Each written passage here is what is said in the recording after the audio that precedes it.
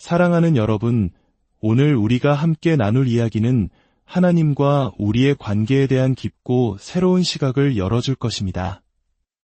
이 은혜로운 여정을 시작하기에 앞서 잠시 시간을 내어 구독과 좋아요를 눌러주시면 이 귀한 메시지가 더 많은 이들에게 전해지는 통로가 될 것입니다.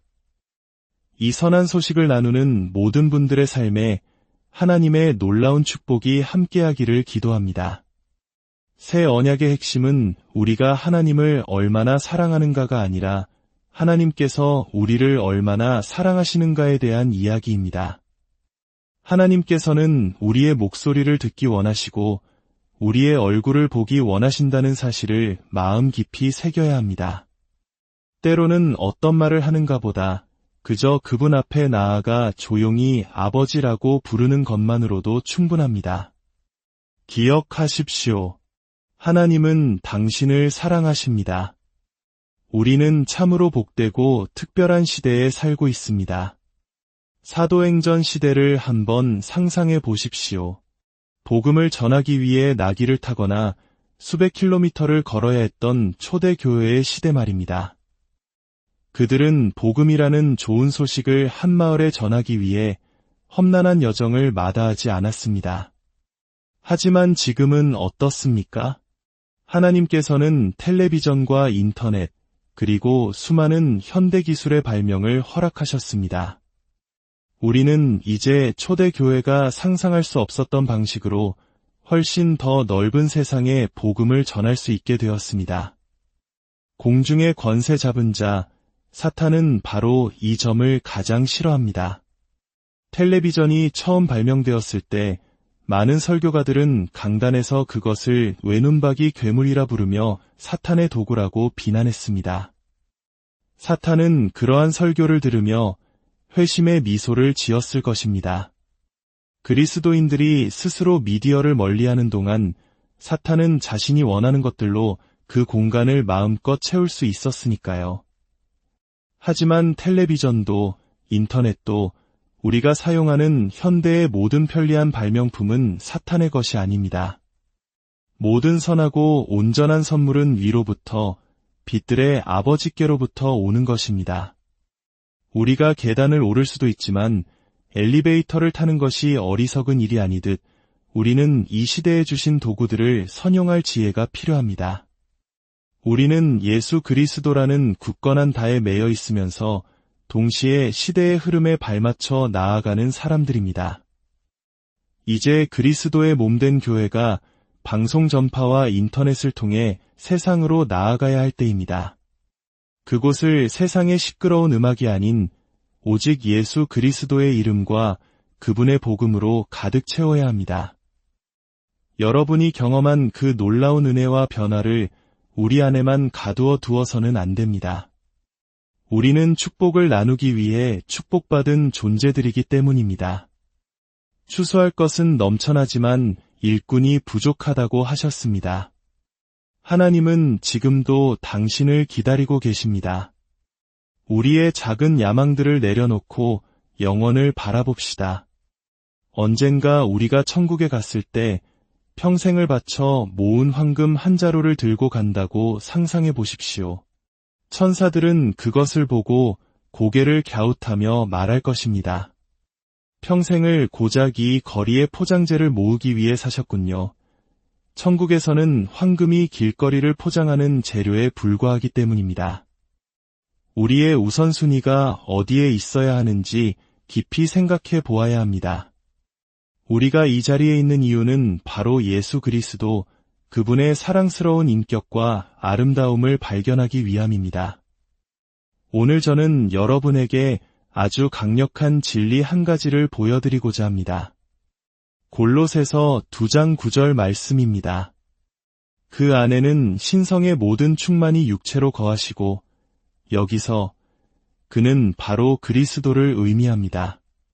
삼위일체 하나님의 모든 충만함이 그분의 신성이 예수라는 인간의 육체 안에 온전히 거하신다는 놀라운 선포입니다. 여러분, 4대 복음서 중 처음 세 복음서는 공관복음이라 불리지만 요한복음은 그 자체로 독특한 위치를 차지합니다. 요한복음에 기록된 기적들은 단순히 기적이라고 불리지 않고 표적이라고 불립니다. 그것들은 무언가를 가리키고 증명하기 위한 상징이기 때문입니다. 예수님의 첫 번째 표적은 물을 포도주로 바꾼 사건입니다. 이것은 무엇을 보여주는 표적일까요? 과학에서 우리는 우주를 구성하는 기본 요소들을 시간, 공간, 힘, 물질 등으로 배웁니다. 예수님의 표적들은 그분이 바로 이 모든 것의 주관자이심을 증명합니다. 최상급 포도주를 만들기 위해서는 수년간 잘 가꾼 포도밭이 필요하고 수확한 포도를 다시 수년 혹은 수십 년간 숙성시켜야 합니다. 10년, 15년, 20년의 세월이 흘러야 비로소 깊은 풍미를 지닌 명품 포도주가 탄생합니다. 그러나 예수님께서는 가나의 혼인잔치에서 이 모든 시간을 단숨에 압축하여 최고의 포도주를 만드셨습니다. 이 첫 번째 표적은 예수님께서 바로 시간의 주관자이심을 보여줍니다. 성경 요엘서 2장에는 메뚜기가 먹은 해수대로 너희에게 갚아 주리니라는 약속이 있습니다. 한번 지나가 버린 세월, 낭비된 시간, 후회스러운 날들을 어떻게 되돌릴 수 있을까요? 불가능해 보입니다. 하지만 시간의 주인이신 하나님께서는 잃어버린 세월을 회복시키실 수 있습니다. 여러분의 나이가 50세든 60세든 80세든 상관없습니다. 85세의 갈렙은 모세가 나를 보내던 날과 같이 오늘도 내가 여전히 강건하니 내 힘이 그때나 지금이나 같다고 외치며 산지를 요구했습니다. 그분은 시간의 주인이십니다. 두 번째 표적은 무엇일까요? 예수님께서 첫 번째 표적을 행하셨던 가나에 계실 때 약 16km 이상 떨어진 가버나움에서 한 왕의 신하가 찾아왔습니다. 그의 아들이 죽어가고 있었습니다. 그는 예수님께 와서 아들을 고쳐달라고 애원했습니다. 예수님께서는 말씀하셨습니다. 가라, 내 아들이 살아있다. 그리고 그 아버지는 그 말씀을 믿고 집으로 돌아갔습니다. 다음 날 그의 종들이 와서 아들이 낳았다고 보고했습니다. 아버지가 언제 아들이 낳기 시작했는지 묻자 종들은 예수님께서 내 아들이 살아있다고 말씀하신 바로 그 시각이었다고 대답했습니다. 수십 킬로미터의 거리를 뛰어넘어 말씀만으로 생명을 살리신 이 사건. 이것은 예수님께서 공간의 주관자이심을 보여주는 표적입니다. 사랑하는 여러분, 제가 수천 킬로미터 떨어진 곳에서 무릎 꿇고 기도할 때 제 아들이 치유받을 수 있었던 이유도 바로 여기에 있습니다. 예수님은 시간과 공간을 초월하시는 분입니다. 세 번째 표적은 베데스다 연못가에서 38년 된 병자를 일으키신 사건입니다. 예수님께서 일어나 내 자리를 들고 걸어가라고 명령하시자 그는 수십 년간 움직일 수 없었던 몸을 일으켜 걸었습니다. 이것은 움직임과 힘의 주관자이심을 보여줍니다. 그리고 네 번째 표적, 보리떡 5개와 물고기 2마리로 여자와 아이들을 제외하고도 5,000명, 실제로는 10,000명이 넘는 무리를 먹이시고 12광주리가 남게 하신 기적. 이것은 예수님께서 물질의 주관자이심을 보여주는 표적입니다. 여러분의 텅 빈 은행 계좌를 보며 절망하지 마십시오. 그분은 물질을 창조하고 배가시키시는 분입니다. 감사함으로 그분을 바라보십시오. 할렐루야. 이 모든 것을 주관하시는 예수 그리스도. 골로새서는 바로 그분 안에 신성의 모든 충만이 육체로 거하신다고 선포했습니다. 그리고 바로 다음 10절에서 우리에게 가장 놀라운 소식을 전합니다. 너희도 그 안에서 충만하여졌으니 하나님은 당신이 그리스도 안에서 이미 온전하고 완전하다고 말씀하십니다. 이것이 핵심입니다. 많은 교회에서 우리는 거룩해지기 위해 노력하면 언젠가 의로워질 것이라고 가르칩니다. 아닙니다. 친구여, 우리는 바로 지금 이 순간 예수 그리스도 안에서 거룩하고 의롭고 흠없는 존재입니다. 우리의 행동이 아직 그 정체성을 따라가지 못할 수도 있습니다. 제 어린 아들은 아직 어른처럼 걷지 못하지만 그렇다고 해서 그가 사람이 아닌 것은 아닙니다. 시간이 지나면 자연스럽게 어른처럼 걷게 될 것입니다. 문제는 우리가 완전함이라는 것을 결승선으로 여긴다는 데 있습니다. 하나님께서는 그것이 출발선이라고 말씀하십니다. 당신은 이미 완전합니다. 이제 그 완전함 속에서 살아가십시오. 혹 넘어져서 불완전해 보여도 당신의 정체성은 여전히 완전합니다.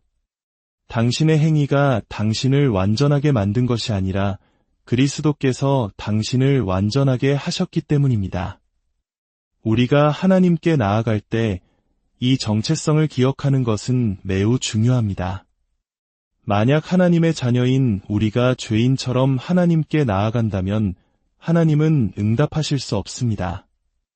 왜냐하면 그분은 더 이상 당신에게 심판자 하나님이 아니라 사랑하는 아버지이시기 때문입니다. 우리가 실패했을 때조차 하나님, 저는 죄인입니다.